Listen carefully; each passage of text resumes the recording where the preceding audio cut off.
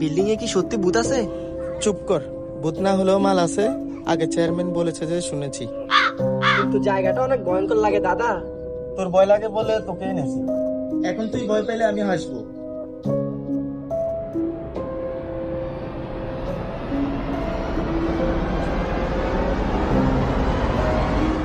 কিছু নাই রে, চলো উপরের দিকে যাই, কিছু আছে কিনা দেখি।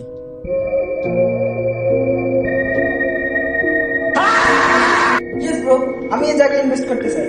100 মানি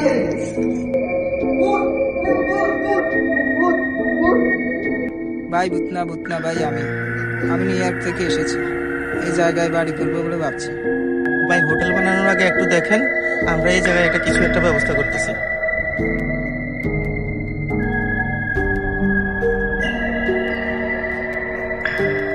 এই জায়গায় অলক্ষণীর বাস।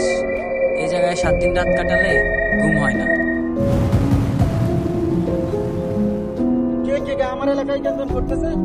এই বিল্ডিং দেখাশোনা করি আমি। এখন বুঝলাম সবাই আমার এখানে ভাগাভাগির জন্যই আসছে। চেয়ারম্যান সাহেব, তাহলে আমার একটা কথা আছে। বলেন।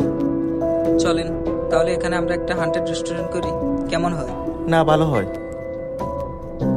তাইলে আমি এখানে চোরের বদলে ওইটার থাকবো। তাইলে স্যার আমি ম্যানেজার হই, কারণ আমি সব বুঝি। আরেক গাদা আইছে। এটা দেখতেই গাদার মতো লাগে। হ্যাঁ, এই তো গাদায়। দেখতেই বোঝা যায়। হ্যাঁ, তবে ঠিক আছে, এখন থেকে আমরা ভূতের ভয় দেখাই, তাহলে মানুষ খেতে আসবে।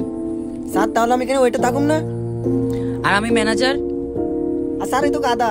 কিসের ম্যানেজার, কিসের ওয়েটার? তাহলে আমি এখানে ইনভেস্ট করবো না স্যার।